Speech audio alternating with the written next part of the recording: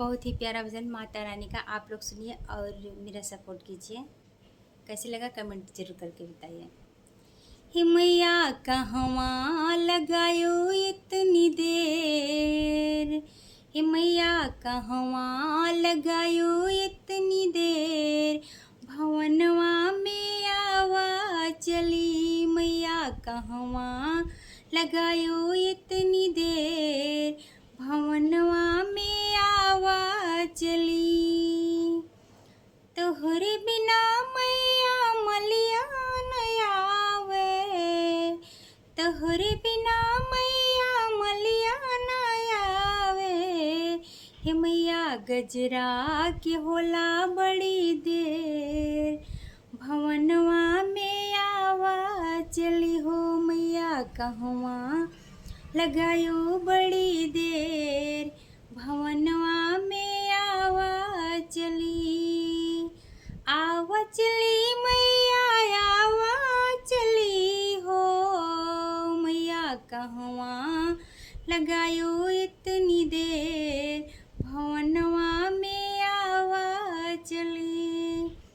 तोहरे बिना मैया पंडित ना आवे, तोहरे बिना मैया पंडित ना आवे, पठवा के होला बड़ी देर, पठवा के होला बड़ी देर, भवनवा में आवा चली हो मैया कहवा।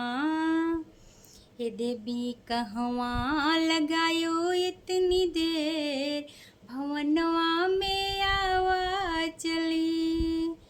तोहरे बिना मैया अहिरा न आवे, तोहरे बिना मैया अहिरा न आवे, दधिया की होला बड़ी देर, दधिया की होला बड़ी देर, भवनवा में आवा चली हो मैया कहवा लगायो इतनी देर, भवनवा में आवा चली।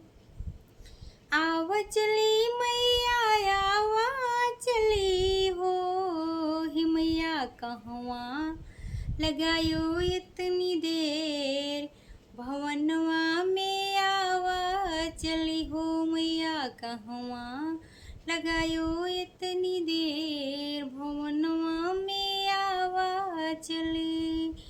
तोहरे बिना मैया बजजवा ना आवे, तोहरे बिना मैया बजजवा ना आवे, चुनरी के होला बड़ी देर, हे चुनरी के होला बड़ी देर, भवनवा में आवा चली हो मैया कहवा लगायो इतनी देर, भवनवा में आवा चली हो मैया कहवा लगायो इतनी देर, भवनवा में आवा चली।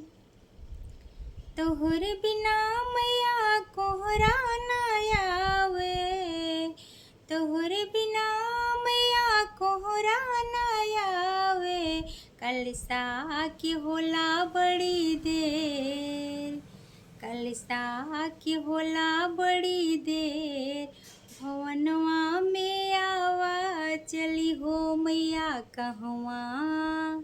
हे देवी कहवा लगायो इतनी देर, भवनवा में आवा चली मैया कहवा लगायो इतनी देर, भवनवा में आवा चली।